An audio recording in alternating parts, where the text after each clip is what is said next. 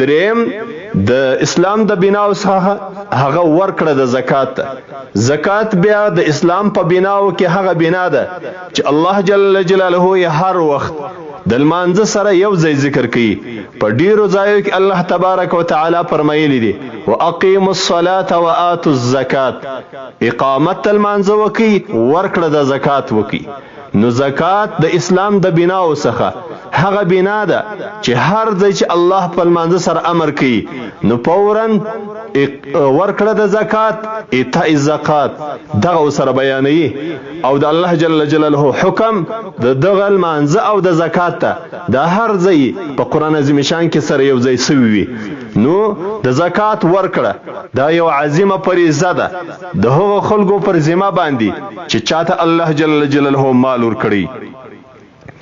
دریم څلورم د اسلام په بناو کې هغه حج دی.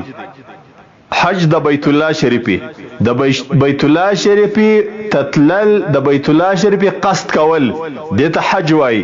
دغه حج الله جل جلاله پر مؤمنانو باندې فرض کړی دی، پر هغو انسانانو باندې چې څوک وس د حج کولو لري.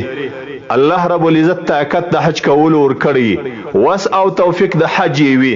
پر دغه انسانانو باندې بیا حج فرض دی. د اسلام په 5 بناو کې څلورمه بنا هغه حج دی. حج هغه عظیمه لویه بنا ده د اسلام چې په بعضو احادیثو کې داسې راځي چې د الله رسول صلی الله علیه وسلم فرمایلی دي چې پر چا باندې حج فرض سي خو دغه سړی حج نه وکړي، دغسې بې حجه مړ سي، وایي د ده خوښه ده چې د محشر په ورځ باندې په یهودو کې راپورته کیږي که په نصاراو کې راپورته کیږي. نو د اسلام په لوی او عظیمو بناو کې چې 5 بناوي دي، څلورمه بنا د حج ده.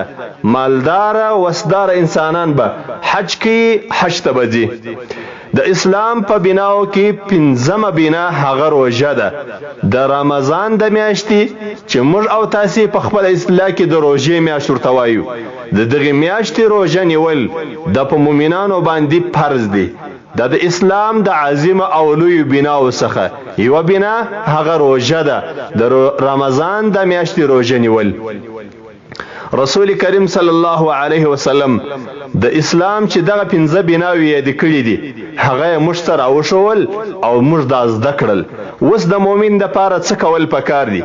آیا په دغو 5 بناو باندې چې کله یو سړی عمل وکړي، د شهادت کلمه یې وویله، اقامت المنځه یې وکړي، ورکړه د زکات یې وکړه او حج یې وکړي، که پر چا باندې حج فرض وي، پر کوم انسانانو باندې چې حج فرض دی حج ادا کړي او دغه رقم د رمضان روژه ونیوله، نو دغه انسان ته الله څه ورکوي؟ راځو د رسول کریم صلی الله علیه وسلم یو بل مبارک حدیث شریف ده هغه وایو.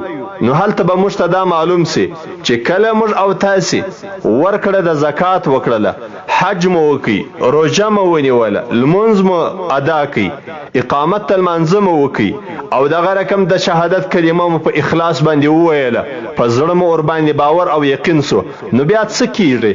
موږ ته به الله څه راکوي؟ هغه چې زموږ مقصد دی چې د الله رضا ده او د جهنم د اور څخه خلاصون دی و جنت ته دخول دی، هغه موږ ته په لاس راځي.